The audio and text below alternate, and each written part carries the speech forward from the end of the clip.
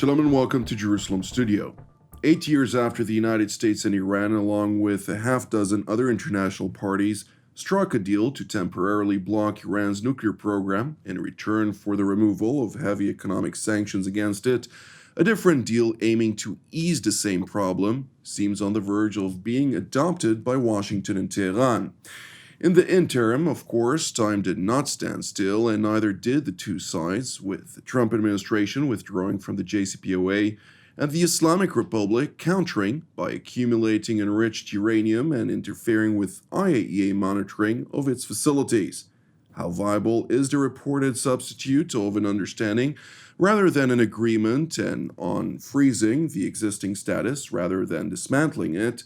And once the final details emerge officially, will it have the necessary support back home?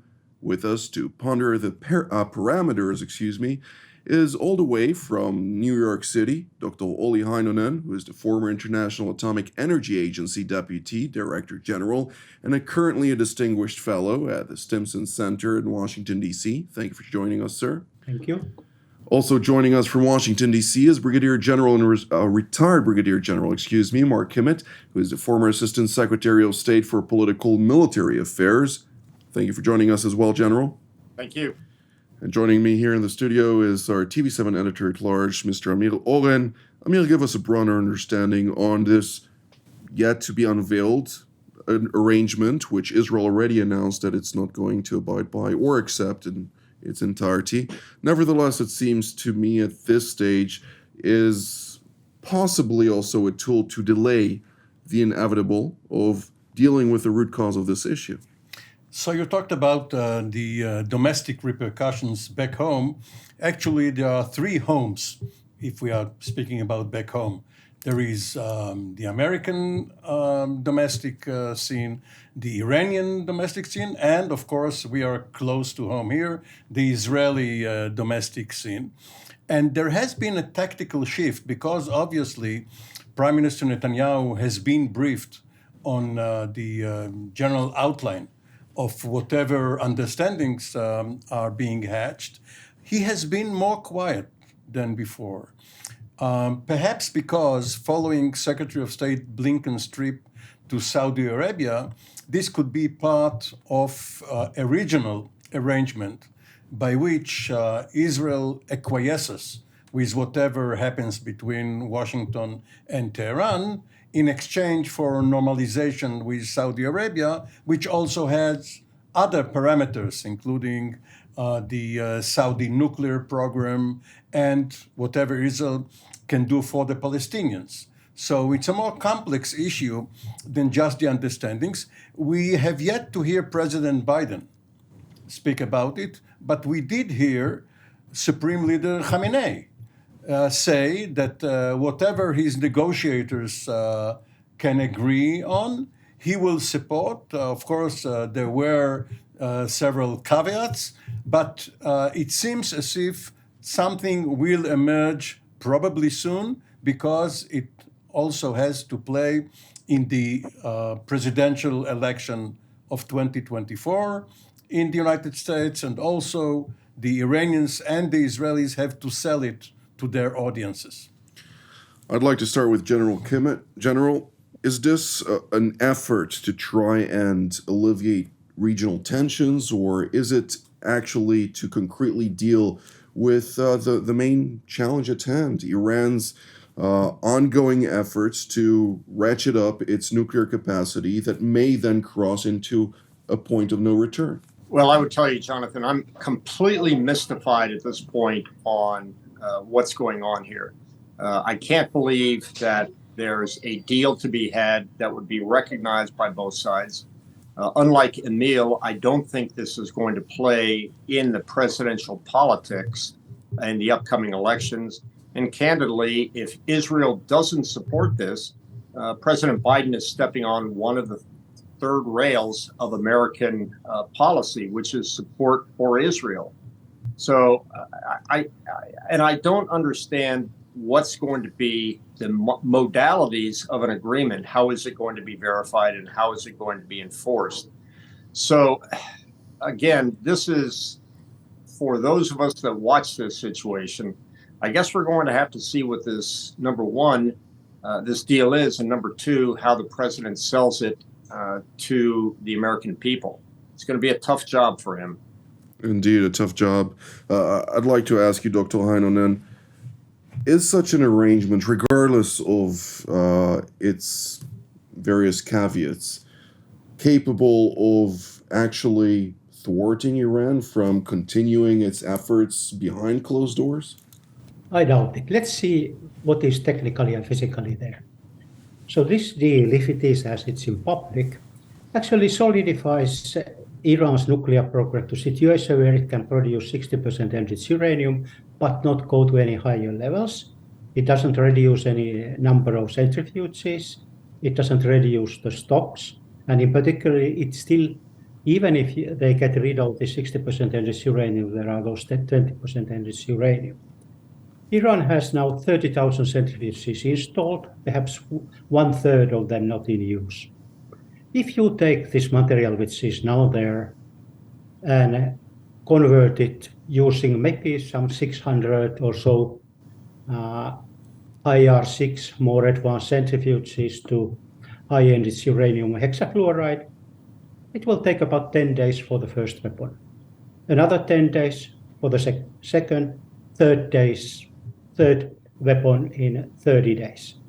Okay, then you have a uranium hexafluoride. You need still to make it to uranium metal components. In each case, it takes some other 30 days. So after 10 plus those 30 plus other 30, so in less than 100 days, Iran has nuclear weapon components manufactured for 3 nuclear weapons. If we look back to the history and go to the Manhattan Project, in May 1945, US had everything ready for the bomb of Hiroshima, with the exception of uranium. They didn't have enough high-enriched uranium. That got sold during June. Device was shipped to Japan or to Pacific end of July, and then early August it was used. So there is no nation which will wait after having this uranium hexafluoride or uranium metal component, wait and start to think how I turn it to weapon.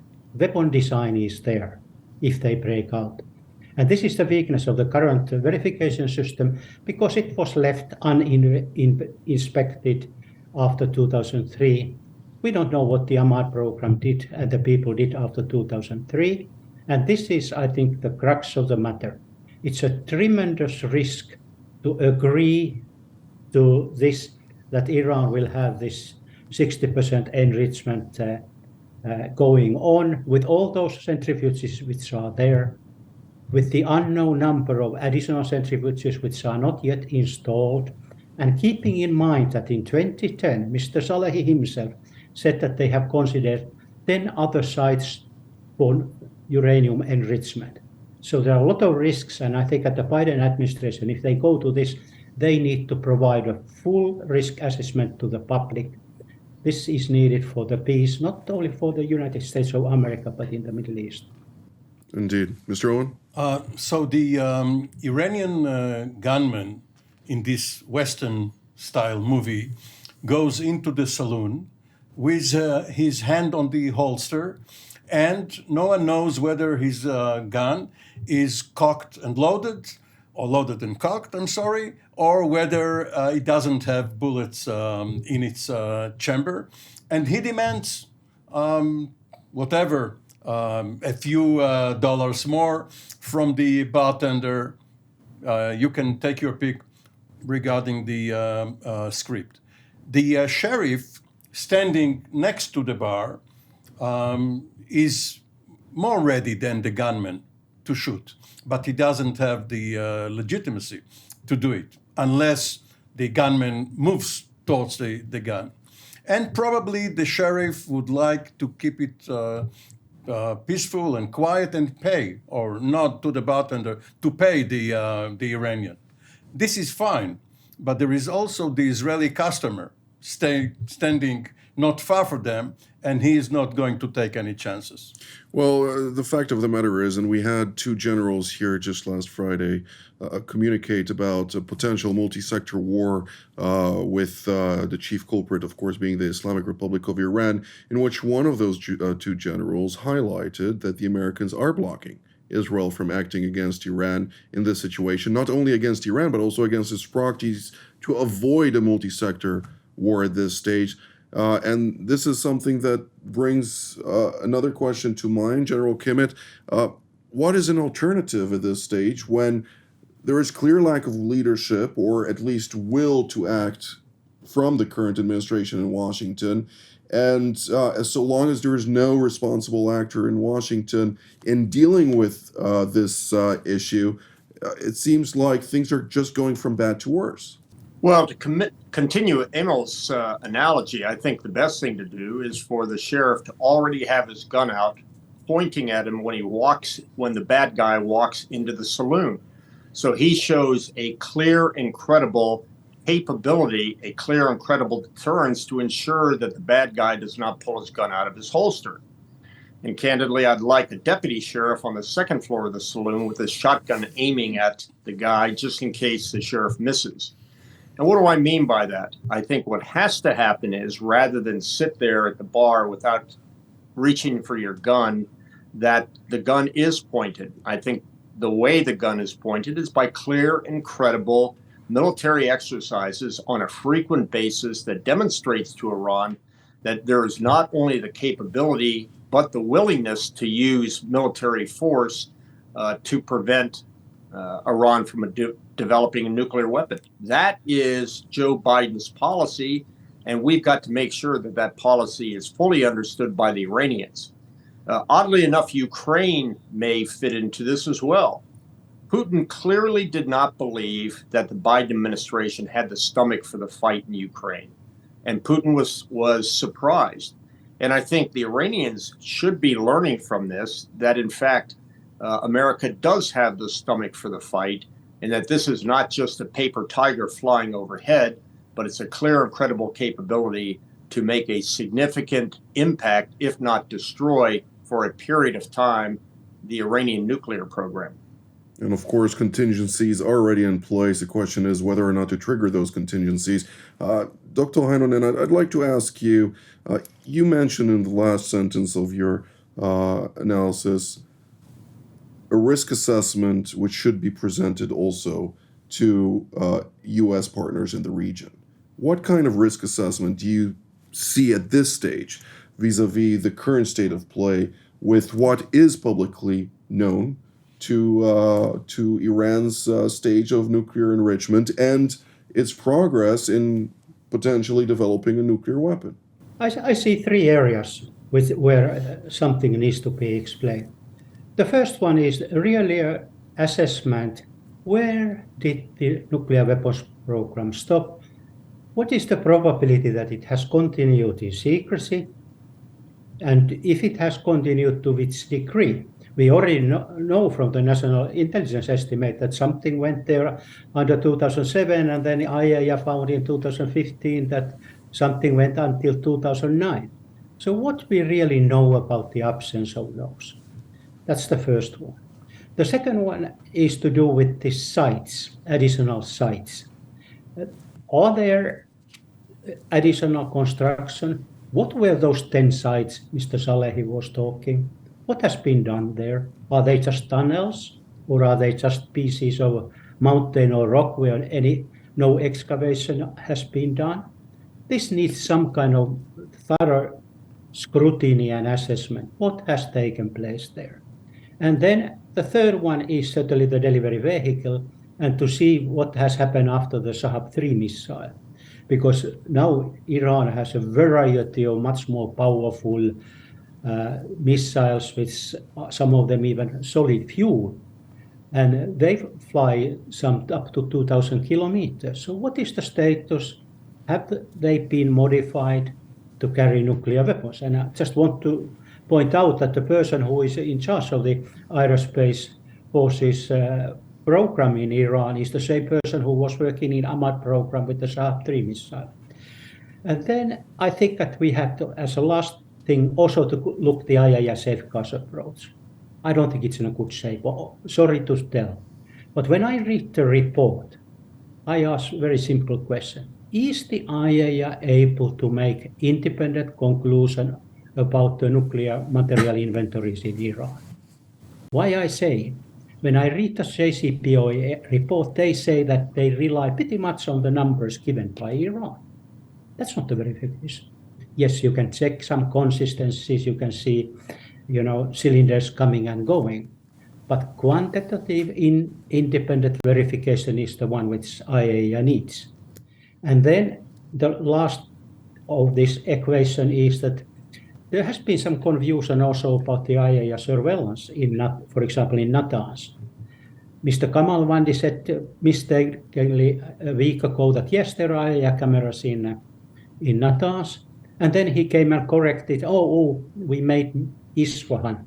So I'm a bit surprised if there are no cameras of IAEA in Natanz, because it used to be part of the verification approach. And then the third deficiency there is that IAEA says that it cannot have daily access to Natanz, and I think also Fordo. Well, they should also say that whether they are able to conduct independently short notice unannounced inspections, which the IAEA does in every country where uranium enrichment plants are. Are those permitted, yes or no? And how many are there? So these are, I think, important parameters to convince to the international community that everything is in control, and if there are deficiencies, which are risks associated to those deficiencies, and if there is any way to mitigate them. Indeed. Well, Mr. Owen, I'd like to ask a question which may be a little bit out of the box, but prior to the 2015 nuclear agreement with Iran, or the Joint Comprehensive Plan of Action, the United States managed to convince, also joined by Israel in that meeting, which I'm thinking about, the Chinese to partake, and for an unprecedented manner in this case scenario, the Chinese were not only abstaining in approving the Joint Comprehensive Plan of Action and its subsequent resolution, but even voted in favor of that resolution, and also prior resolutions that sought to pressure Iran into giving in to such a demand. Now that the Chinese are so adamantly invested in the Middle East, particularly in the Islamic Republic of Iran, with substantive investments for a long-term period, as well as Saudi Arabia and elsewhere, despite the fact that it is engaged in strategic competition with the United States, do you see them coming in or swooping into the situation in an effort to help the United States alleviate prospects of a multi-sector war that, quite frankly, might bring about the demise of the current regime and destroy Iran in quite a fashion that will render all of those investments moot? Well, you convinced me. Had I been a decision maker in Tehran, I would have given up following your question. And if you look at it rationally, analytically, everyone wants stability. The Chinese want stability in the region for energy and for trade and for very many reasons. The Russians would like to have stability contrary to the old Soviet wish of muddying the waters everywhere. The problem is, if you go back to the old trust but verify dictum, is that you can never trust the Iranians, and it is impossible to verify unless either Israeli intelligence or US intelligence or some combination manage to penetrate both the inner sanctum of Khamenei and the technical workings of the nuclear enterprise there. And if they know exactly what is happening, but of course they're not letting the public have any of it, then you may know whether they can rest assured or not. But yes, you cannot look at it just rationally and say, of course they don't want to commit suicide. These are not kamikazes. And what sensible regime would like to endanger its very survival and national survival, but you can't trust them. Well, trusting the Iranians on faith value, of course, with its own track record, But is a big question. There's something else for the Americans, of course, and General Kimmett knows it much better than we others. There are many challenges, and there is a global responsibility. And also, if Israel attacks Iran, American troops in the Middle East and American friends and allies might suffer the consequences. So, of course, President Biden and any other chief executive, as well as Congress, must also consider these repercussions. But for Israel, if it believes that there is an existential threat, all other considerations will go out the window. Well, with recent deployments of U.S. forces in Syria and elsewhere, it seems like the Americans are changing gear, even not... No, but in Qatar and Bahrain and other places... Right. Well, General Kimmett, I'd like to hear your perspective on this. Of course, the Americans or the current administration may have learned from lessons pertaining to the previous case study vis-a-vis the Chinese and the North Koreans, but would you see a scenario in which the current or next administration would consider cooperating with the Chinese once more in order to try and alleviate tensions vis-a-vis Iran? Well, I certainly don't think that is the situation right now, despite Secretary Blinken coming back to America saying we have peace in our time now with China. I think that we still have significant, serious, and at this point, unsurmountable differences with China to the point where there would be grave concern on the part of the United States Congress if we somehow colluded with the Chinese in order to negotiate with the Iranians to reduce tensions. I mean, in many ways, when you multiply fractions, you come up with a smaller number. And I think working with the Chinese and through the Chinese negotiating with the Iranians would absolutely be a net negative to what we're doing at this point. Dr. Heinonen, how do you perceive this matter with regard to potentially having more influence from the Chinese, from even the Russians, which are somehow have managed to get the Iranians out of one outstanding question regarding one of the probes? Do you see them acting positively in a scenario in which the Iranians could scale back on their current enrichment and activities, even though the fact that also Mr. Oren alluded to initially, that the Supreme Leader, Ayatollah Ali Khamenei, said that they're willing to agree to everything so long as the infrastructure is not touched? Yeah, I think that the infrastructure seems to be staying there, the way I understand the negotiations with the US, which Iran can then use as a threat to achieve some other objectives which it has, by telling that if we are not happy, we might go up to higher enrichments and cite the provisions of NPT that they can do it. But I think with the longer term, it's also in the interest of China and Russia to have a more peaceful Middle East. In particular, the Chinese probably don't like a situation where price of oil shoots up because they are heavily independent on energy imports and oil imports. So this is, I think, where the answer is with the Chinese, and maybe then some investments. Russia has perhaps much more short-term interest now because of situation in Ukraine, in Syria and elsewhere, so it might be more difficult. But on the other hand, let's wait a few months and see how Mr. Putin is doing, that whether he actually needs help. Indeed. Well, we're drawing near to the end of the program, and I'd like to give each and every one of you the opportunity to have a closing assessment and also an outlook for the near future. If I may start with you, General Kimmett. Well, I remain more mystified at the end of this conversation than at the beginning. I don't believe that Iran is a partner we can trust in any sorts of negotiation.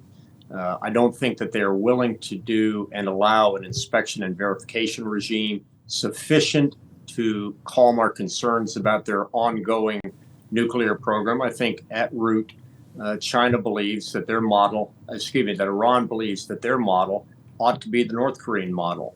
talk, develop, and then one day explode a nuclear weapon and make it a point in fact, and then start a new negotiation, or I should say a new diplomatic relation in the world as a nuclear power. Indeed.